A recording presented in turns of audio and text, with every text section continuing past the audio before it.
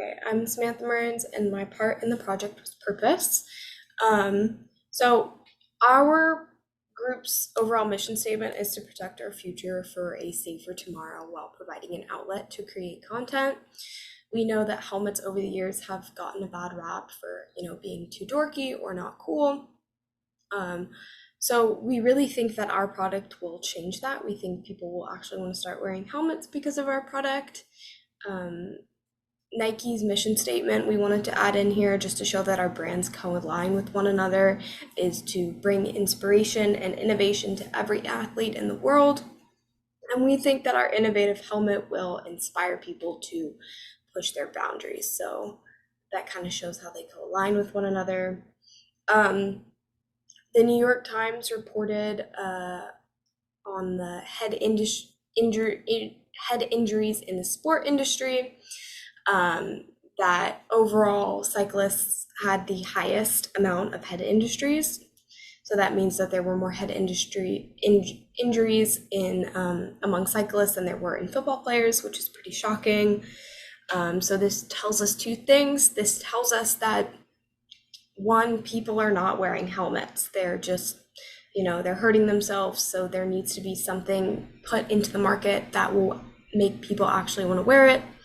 The second thing that it tells us is that maybe what's in the market currently is not safe enough. The helmets are not protecting people. So again, there needs to be a new product put into the market that people will actually want to wear, and that will actually be protective. So some of our core values are drive. We want people to keep pushing their limitations. We want them to push their boundaries, to set new standards for themselves. Integrity is another one of our core values. Of course, it's the goal of every integrity is another one of our core values. We're creating this product with good intentions. Innovation is another core value. We're bringing a new product to the industry. And then, of course, safety is our last core value. And I think that really speaks for itself. I'm Cole Kenny, and I'm going to be talking about our product. So our product is a high-tech helmet, which includes the ability to detect a crash and contact emergency services using satellite connection. If the user is not responsive after a crash, it will play an audio message for the emergency service and provide coordinates of the crash for quick and accurate responses. The helmet also comes with a Bluetooth connection and speakers within the helmet, giving users the ability to connect their phone for listening to music or other media, as well as map directions. And this feature would be very useful for college students, our target audience, because it provides entertainment during rides, or if they're going to a friend's house or to a new store or something, they will be able to hear directions without having to look at their phone. We also have cameras pointing to the front and back of the helmet, and this will be useful for uh, all riders who want to share their rides with like friends or family, and it also provides content creators with an easy way to film for their pages, and as well it provides uh, proof in case of a crash for legal purposes if that were to happen. Also with the cameras, we are emphasizing that they're very small and low key so that um, the helmet is quote unquote cool. Because we're targeting this college age audience, we want our product to be something they're proud to wear. They want to wear it. They feel confident wearing it because, as you can see on the picture of the slide, the typical cameras you see for helmets on the market now are very bulky and not aesthetically pleasing. So that's something we're gonna really emphasize on our product, make it look cool so that college age kids would want to wear it. The materials used on the helmet are going to be the same used in a motocross helmet. It's going to be an outer shell of carbon fiber, an inner shell of polystyrene padding, which they're the most durable and lightweight materials used in helmets, and they can withstand large force crashes. So uh, we can ensure that the users are always safe when they're wearing our helmet. Okay, so I'm Marcus, and I'll be talking about projection here. So we understand that market conditions and assessing the overall climate is important. We needed to factor this when designing the product itself. An internal factor that actually favors us immensely in this scenario is the pricing power that Nike has. People associate Nike with high quality products, and thus we're pretty confident that consumers will be able to pay more for a Nike product because of what it represents in the sports climate and pop culture. Some external factors include the expendable income of our customers, the demand in the market, and the prices of helmets from competitors.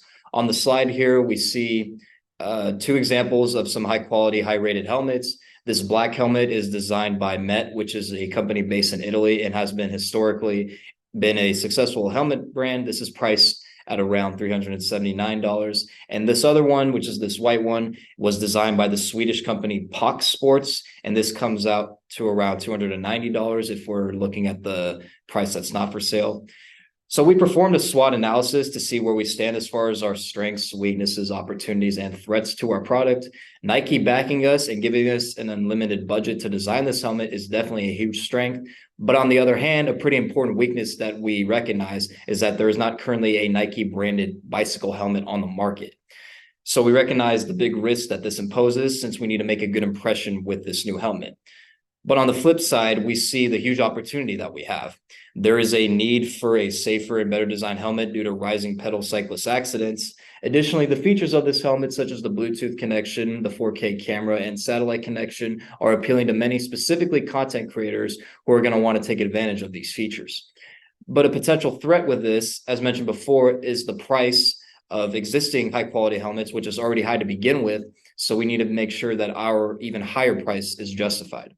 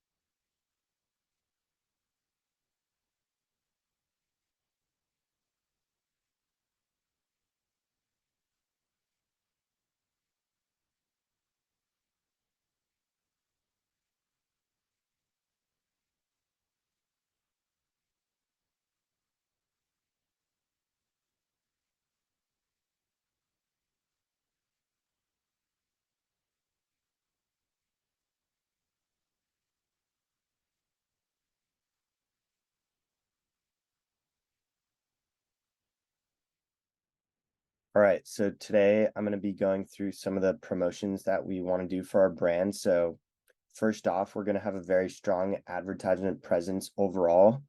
And right now we're planning to partner with Nike athletes with a strong emphasis on how those professional athletes themselves are actually wearing the helmets. And, Nike already has really amazing partnerships with athletes across the world. It's really going to help us reach a very wide demographic of people right off the bat. Moving on, advertisements for our brand will be shown on TV during events such as the X Games, Olympics, Tour de France, and other major extreme sports events. So that's going to be really important in terms of who we're going to be marketing this to. And then finally, just in terms of what our advertisement content will have, is a major player for our content will be to include statistics in our advertisements that kind of support our product and emphasize that there is a very important aspect in terms of safety of what our product provides, in addition to the fact that professional athletes are going to continue to use this as well. So I think it's going to be really important that we show people that, because most people do truly care about their personal safety or the safety of others. And it's important that our audience knows that. And we really want to emphasize that to our, consumer base and really show them that we are the safest option out there.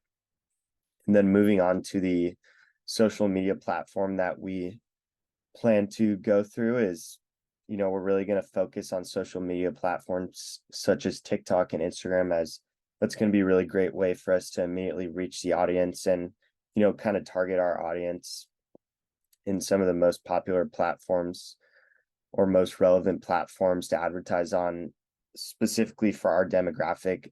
It's also a very easy way for us to essentially visually show that product in action, maybe have somebody, doing a photo shoot with it or using the helmet in action during a sports event. So that'd be a great way to share some of the features of our product as well. And then in addition to that, we really want to kind of promote our product through celebrity promotions and endorsements, which again is going to be super important for our brand, as we want to show that just because you're a professional athlete doesn't mean you stop wearing a helmet. You still care about your safety, and really help demonstrate some of the amazing features of our helmet. And then finally, we will obviously include helmet statistics and commercials to promote an overall message just about responsibility and safety as a whole.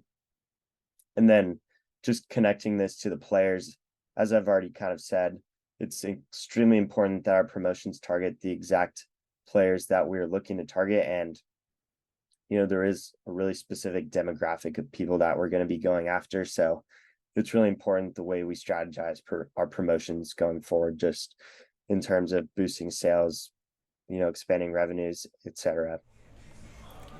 With our packaging, what we wanted to do was ensure that our consumers understood that this is not a normal product, but rather a premium and a luxurious product that has innovative technology.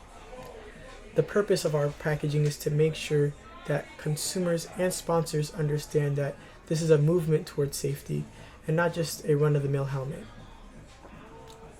To do so, we made sure to use wood fiber finishes, which allows us to create air resistance in our packaging, so it creates an experience when unboxing the package rather than just another run-of-the-mill box. This is kind of similar to what Apple does with their products such as the iPhone. The design of the box will be that of a Jordan 11, as Nike is one of our main partners. By doing this, we'll portray that this is not only a premium line within Nike, but this fits well within the Nike ecosystem. In addition to all this, we'll also be using simple colors such as blacks, whites, and grays on the exterior of the packaging, as nowadays brands have stepped away from using colorful colors and rather use simplistic themes and tones in order to portray that this is about the details rather than just the product itself. Hello, my name is Kathy Lee, and now I will be talking about the pricing aspect of our presentation. As discussed before, we did want a luxury feel to our packaging, and so that was the first consideration into how much we wanted to price our product. We looked into a lot of different variables, different products, just many different things that were already present in the market that had very similar things to what we wanted for our helmet, which has a Bluetooth, 3K, a 4K camera, and a protection aspect to it. So as you guys can see, the first thing we looked at was the AirPod Pro Max. Those are selling for $449 just for a Bluetooth. And then we also look at the luxury handed helmets. They sell for $549, as you guys can see right there. And then you can also look at the GoPros that they sell for more than $400+. With all these aspects combined into our luxury helmet, we wanted it to be priced at a reasonable price and that we would also profit. And then we also figured that if we were chosen, like adding the Nike logo or the Nike name to it added more value into our product. And so that's how we came up with our price. Again, going back to our packaging, we want our packaging to have a luxury feel. And on top of that, we also came up with like the selective colors that we wanted our helmet to be. They're mainly like simple colors like blue, a navy, white, black. We felt that those associate with the luxury feel. And yeah, so our price point of $650 is is what we thought consumers would feel comfortable buying, considering the fact that it comes with the Bluetooth, 4K camera, and a protection aspect to it. Hi, my name is Jude Bodner, and for my P, I'll be doing the place. And our product is the luxury bike helmet, and we're going to be selling this product in various big stores. Some of the stores being Nike, Big Five, Dick's Sporting Goods, and just other stores that sell outdoor safety equipment. This is where we're going to find our target consumer, and we're going to advertise our product further in these stores through banners and product placement, putting our product next to big names and big athletes. Our product is also going to be sold in college stores. That's going to be a big consumer for our product. As you know, or as you can see here at UCSB, a lot of students really like biking to school. So this is going to be a very highly demanded good here at least and across other college campuses. So definitely going to sell our product in college stores. We're going to be selling our product at pop-up shops, at sporting events, and big biking competitions. Again, this is where we're going to find a big audience and demand for our good. And in addition to college stores, we're going to be selling our product in bike shops. It's common for consumers to purchase a bike, and when they purchase their bike, they're going to need a helmet that goes with their bike. And why not place a luxury helmet that will entice a consumer? And I think that's going to be a great place to appeal to our target audience. And yeah, it's going to be a complimentary good to the bike or a bike part or whatever the biker wants in that bike shop. And our product will also be sold online. This is good for consumers that don't want to go out shopping, but they're still looking for a luxury helmet with multiple features. And so our product is going to be available on stores like Amazon, eBay, Walmart. The list goes on. Hi, my name is Jennifer Gonzalez, and for my part of the presentation, I will be talking about our promise. So our promise is to promote safety within the modern sporting world. Our mission is not only to prevent head injuries, but also to ensure that our product meets the needs of our customers. This includes making sure our product is comfortable and practical for everyday use. As a team, we reached out to a sample of our target audience, consisting of young adults who regularly bike, and asked them to test and rate our product. After testing the product for a week, our sample target audience was asked to fill out a survey, which asked different questions concerning the helmet. Feedback was collected on a 1 to 10 scale rating, and these questions consisted of the quality, comfortability, how safe they felt in our helmet, how likely they were to use the helmet on a regular basis, how easy it was to use our product, whether or not they think it's worth the price, and if there is anything we can do to change or better the helmet. So it was very important for us to reach out to them because they are the people that we are making this promise to. We want them to feel like they can continue to enjoy the sport that they play, while also feeling safe at the same time. Additional steps we have taken to ensure the safety of our product is sending it.